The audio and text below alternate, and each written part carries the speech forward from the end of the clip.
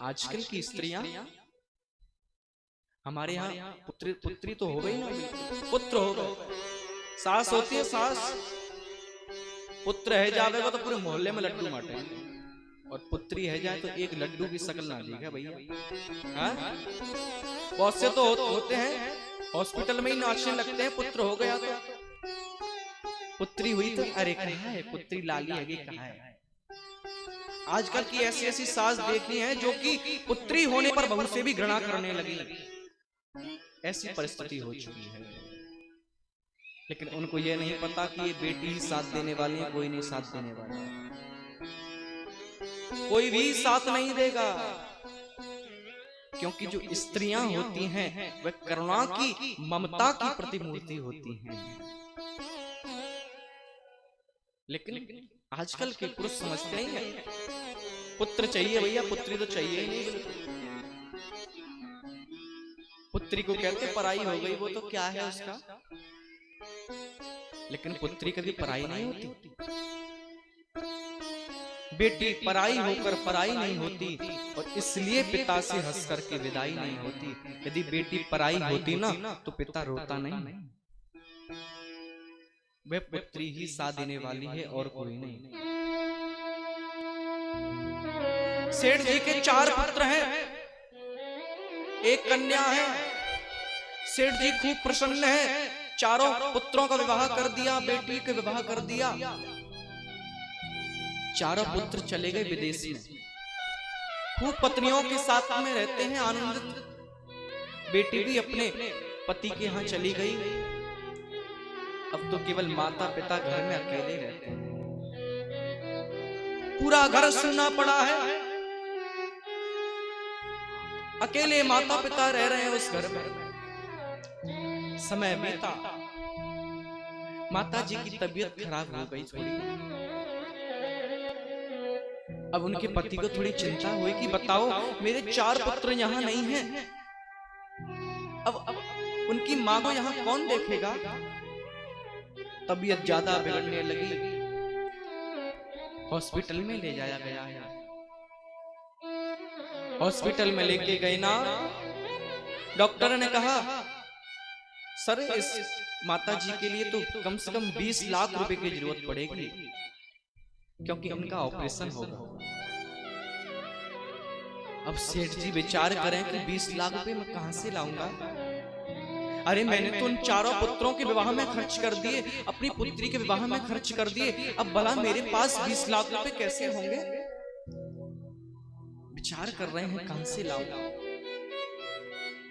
सबसे बड़े बेटे के पास फोन किया, पुत्र तेरी माँ की तबीयत खराब है, कुछ पैसों की जरूरत पड़ रही है, कुछ दे दे। बड़ा पुत्र बोला पिताजी मेरा भी थोड़ा बिजनेस में घाटा हुआ है, इसलिए मैं नहीं दे सकता।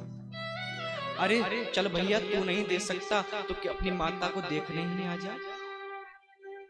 नहीं पिताजी अभी मैं थोड़ा बिजनेस देख रहा हूं। आप ऐसा है छोटे भाई से मांग लो। छोटे वाले से फोन किया, भैया तेरी माँ की तबीयत खराब है, आजा, कुछ पैसे की जरूरत है 20 लाख रुपए की।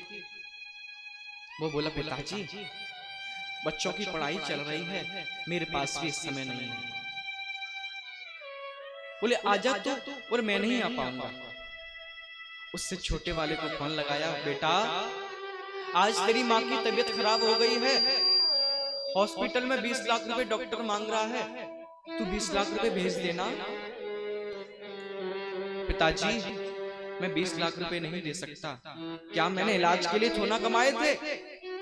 अरे उनकी तबीयत खराब है तो आप जानो, मैं नहीं जानता। उस पिता की आंखों में आंसू आ रहे हैं कि मैंने उस 4 पुत्रों को पाला, लेकिन वह 4 पुत्र आज उस माँ को देखने के लिए नहीं आ सकते। आज वह पिता रो रहा है, किसके लिए मैंने इतना किया। अरे क्या इन 4 पुत्रों के लिए मैंने पूरी जिंदगी पालन पोषण किया।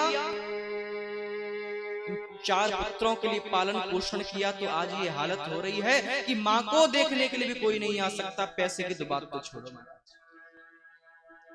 वह सेठ जी रो रहे हैं, क्या करूं, कहां से लाऊं 20 लाख रुपए, सब विवाह में चला गया। अरे विवाह में तो क्या पिताजी धूमधाम से करना, पैसा एक भी नहीं दिया, अब विदेश में रह रहे हैं, कह रहे हमारे पास नहीं है।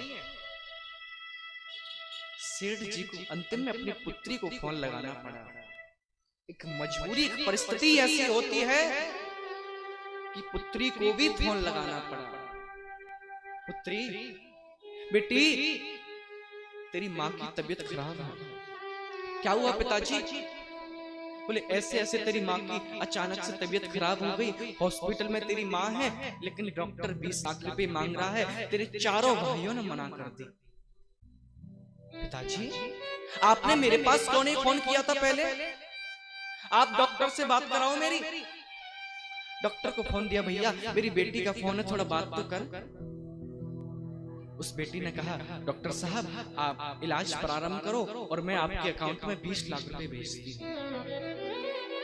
विदेश में रह रही है बेटी, अकाउंट में 20 लाख रुपए पहुंच गए, डॉक्टर के इलाज प्रारंभ हुआ और बेटी तुरंत फ्लैट पकड़ करके अपनी माँ के पास पहुंची, माँ को देख रही है और उन चारों भाइयों को धिक्कार रही है कि बताओ पिताजी ने इसलिए बड़े किए थे क्या चारों भाई 1 रुपया देने के लिए राजी, तो छोड़ो भैया माँ को देखने भी नहीं आए। क्या इसलिए पिताजी ने भरण पोषण किया? एक पिता 4 बेटों को पाल देगा, लेकिन 4 बेटे एक पिता को नहीं पाल पाएंगे। वृद्धाश्रम में छोड़ाएंगे, जाओ भैया वहीं तुम्हारा ठिकाना है, जाओ वृंदावन में वहीं भजन करना, यहाँ कुछ नहीं होने वाला। बूढ़े हो गए हो, बुद्धि सटिया गई है। बार बार बचपन में पूछता था पिताजी कौन, पिताजी हर बार जवाब देते थे बेटा कौआ है ये। उस बच्चे ने 10 बार पूछा, पिता ने हर बार जवाब दिया। जब वही बेटा युवा हो गया और वही बाप जब बूढ़ा हो गया ना, तो उस बालक के मिलने वाले मित्र आए, पिता ने पूछा बेटा कौन है ये? उस बेटा ने क्या कहा पता है कि पिताजी बूढ़े हो गए हो, बुद्धि सटिया गई है, इधर उधर मत देखा करो, शांति से बैठे रहो। उस पिता ने कहा पुत्र, अरे मैंने बता तेरे को बचपन में तूने 10 बार पूछा, 10 बार मैंने तेरे को बताया कि बेटा कौआ है, लेकिन आज मैंने तेरे से 1 बार पूछ लिया, तू आज तो घबरा रहा। धिक्कार है ऐसे पुत्रों को जो वृद्धाश्रम में छोड़ करके माता पिता को